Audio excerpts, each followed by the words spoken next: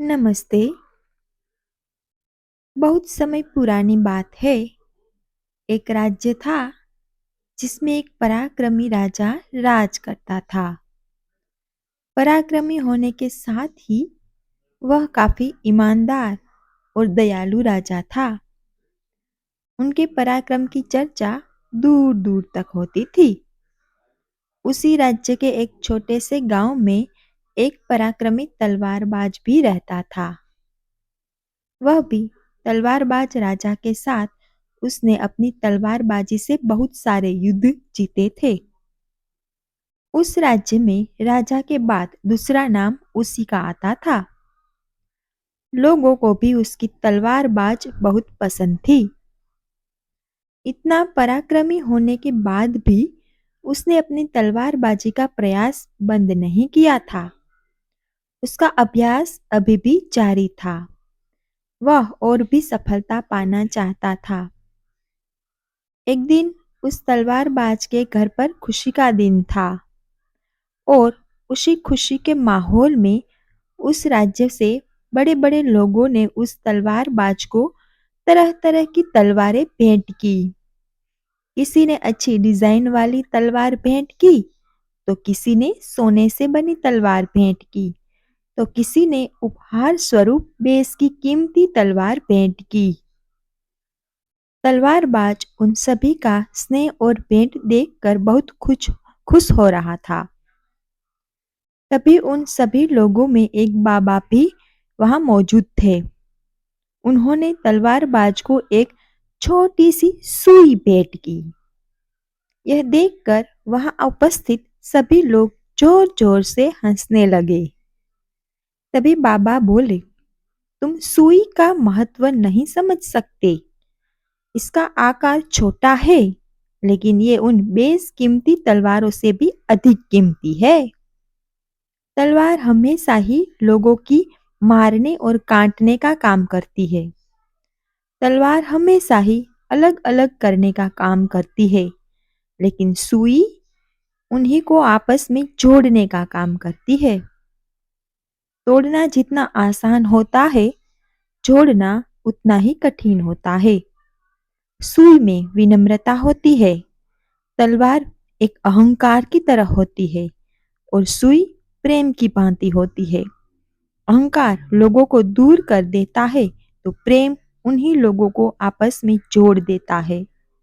विनम्रता और प्रेम से दुनिया की सभी बेशकीमती वस्तु अपनी हो जाती है। अब समझ में आया कि सुई के आगे तलवार छोटी होती है। सभी लोग बाबा की बातें समझ गए। सभी ने बाबा से माफी मांगी और उनके चरण छूकर विनम्रता वाली दिशा चुन ली।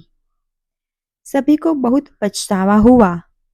तलवारबाजी ने भी बाबा के चरणों में सिर रखकर उनका धन्यवाद किया और बाबा की बातें ध्यान में रखकर विनम्रता और प्रेम वाला रास्ता चुन लिया। तभी से तलवारबाज ने निर्दयी और गरीब लोगों का शोषण करना व उन्हें सताना बंद कर दिया था और तभी से निर्दयी व गरीब लोगों की सहायता करने लगा। उसके बाद जब भी कोई गरीबों पर अत्याचार करता था या उन्हें परेशान करता, तो वह तलवारबाज उनकी रक्षा करता था। एक दिन जब ये बात राजा को पता चली, तो राजा ने उस तलवारबाज से बहुत प्रसन्न हुआ और उसे अपने राज दरबार में बुलाया। जब वह तलवारबाज राजा के समक्ष आया, तो राजा उसे देखकर बहुत प्रसन्न हुए। राजा ने तलवारबाज का अपने राजमहल में स्वागत करवाया और फिर उसे अपने साथ भोजन करवाया। राजा ने प्रसन्न होकर अपनी राजसभा में सभी के समक्ष तलवारबाज को अपनी सेना का सेनापति नियुक्त कर दिया। यह सुनकर तलवारबाज की खुशी का कोई ठिकाना नहीं रहा। वह बहुत खुश हुआ। तलवारबाज अब सेनापति का कार्यभार अच्छे से संभालने लगा। वह सबके साथ विनम्रता का व्यवहार करता था। उससे राजा बहुत खुश था। जब से राजा ने तलवारबाज को अपना सेनापति नियुक्त किया, तब से राजा को किसी भी लड़ाई या युद्ध में जाने की जरूरत नहीं पड़ती, क्योंकि तलवारबाज अकेला ही सारे युद्ध लड़ लेता था। वह बहुत पराक्रमी भी था। राजा को अपने सेनापति पर नाज था।